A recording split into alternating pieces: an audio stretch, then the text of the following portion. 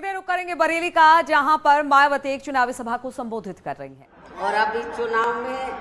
आप लोगों को अपना वोट कांग्रेस, बीजेपी, सपा व अन्य विरोधी पार्टियों को न देकर केवल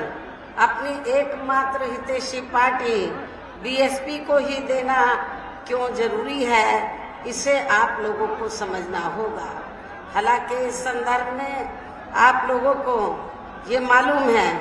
कि आज़ादी के बाद शुरू में काफी लंबे समय तक केंद्र व उत्तर प्रदेश सहित देश के अधिकांश राज्यों में भी कांग्रेस पार्टी की ही अकेले यहाँ सरकारें रही हैं, किंतु इनकी गलत नीतियों एवं गलत कार्य प्रणाली की वजह से ही अब ये पार्टी केंद्र व काफी राज्यों के साथ साथ यहाँ उत्तर प्रदेश की सत्ता से भी बाहर हो चुकी है। इसके साथ ही ये कांग्रेस पार्टी जबरदस्त जातिवादी होने के कारण शुरू से ही हर मामले में खासकर यहाँ दलित, आदिवासी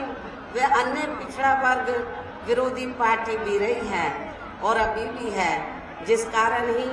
केंद्र में रही इस पार्टी की सरकार ने इन वर्गों के मसीहा व भारतीय संविधान के मूल निर्माता परम पूज्य बाबा साहब डॉक्टर भीमराव अम्बेडकर को भारत रत्न की उपाधि से भी सम्मानित नहीं किया था, जिसके लिए वो हर प्रकार से पात्र भी थे। इतना ही नहीं बल्कि इनके मूवमेंट को आगे बढ़ाने के लिए अपनी पूरी जिंदगी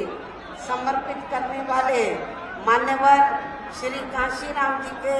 देहांत होने पर भी केंद्र में उस समय इसी कांग्रेस पार्टी की रही सरकार ने उनके सम्मान में एक दिन के लिए भी राष्ट्रीय शोक घोषित नहीं किया था,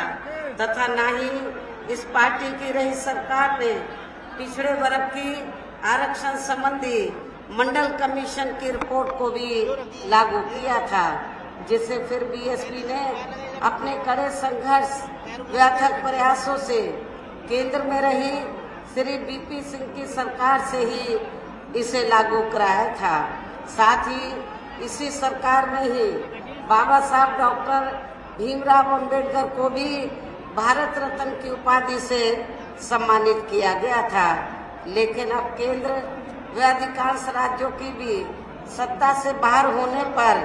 यही कांग्रेस पार्टी खासकर दलितों, आदिवासियों व अन्य पिछड़े वर्गों के वोटों की खातिर आए दिन किस्म किस्म की नाटकबाजी करती रहती है, जबकि इन वर्गों के मामले में इस पार्टी की सच्चाई तो ये है कि